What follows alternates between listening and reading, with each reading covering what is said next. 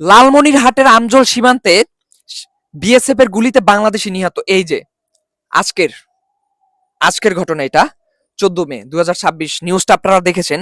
ভিডিওটা বেশি বেশি করে শেয়ার করে দিবেন, লাইক কমেন্ট করবেন।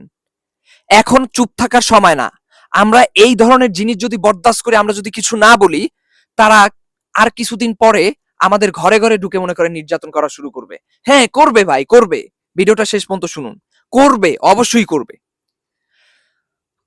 প্রতিদিন সীমান্তে 2 দিন পর 1 দিন পর মনে করেন আমাদের যুবক বলেন, তরুণ বলেন, যারা ওইখানে যায়, ঠিক আছে, তাদের রক্ত ঝরায়। এমনকি তারা গরু, ছাগল, বাছুর যা আছে সবকিছু ওই পাশ থেকে এই পাশে এসে তারপর ধরে নিয়ে যাওয়ার চেষ্টা করে। মানে তারা লুটপাট শুরু করে দিয়েছে। তারা অন্যায় করতেছে, অবিচার করতেছে। তারা আমাদের কখনো বন্ধু ছিল না, কোনোদিন বন্ধু হতেও পারবে না। তারা তারা আমাদের কোনো সাহায্য কখনো করে নাই। শুধু দেখানো মাত্র আমাদের আই ওয়াশ করেছে। বিনিময়ে তারা আমাদের পিছন থেকে বড় বড় এক একটা বাস দিয়ে তারপর গিয়েছে। এইটাই আমাদের প্রতিবেশী রাষ্ট্র ভারত। মূল এখন যেটা কথা হচ্ছে, আমাদের করণীয় কি? আমাদের বর্ডার অরক্ষিত। আমাদের বর্ডারের যে মানুষ আছে তারা অরক্ষিত, তাদের কোনো নিরাপত্তা নাই। তাদের নিরাপদ কিভাবে দিবে?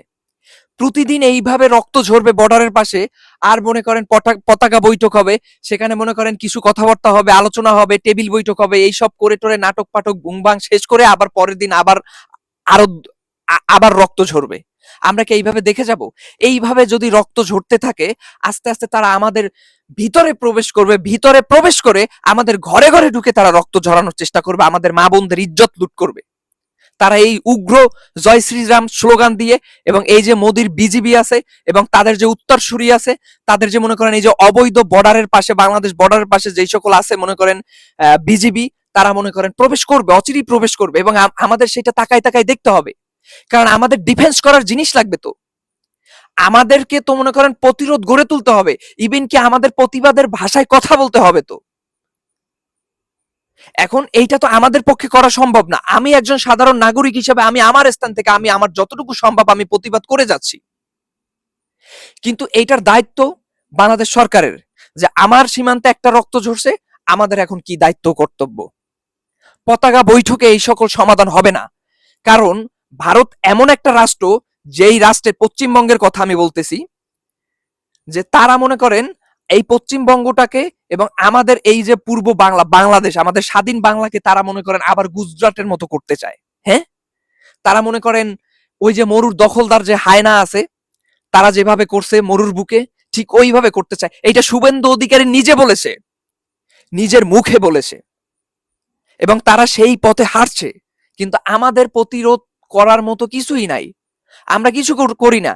আমাদের বর্ডারে 2 দিন পর পর মানুষ রক্ত ঝরে, কিন্তু সেই রক্তের বদলা কি এইভাবে নিব পতাকা বৈঠক করে? আমাদের বর্ডারের পাশে যেই সকল ভাই বোনেরা আছে, যে সকল মা বোনেরা আছে, তাদের নিরাপত্তা এই দেশের সরকারকে দিতে হবে। উগ্রত্ব হিন্দুত্ববাদ যদি মনে করেন আমাদের উপরে অতর্কিত হামলা চালায়, আমাদের যদি রক্ত ঝরায়, এটার বিরুদ্ধে যেই যেই ব্যবস্থা নেওয়ার, এটা আমাদের সরকার, আমাদের আমাদের বাংলাদেশ সরকার এটা নিবে। কেন তারা এটা নিতে এখনো অক্ষম, আমরা এটা আসলে বুঝে আসে না।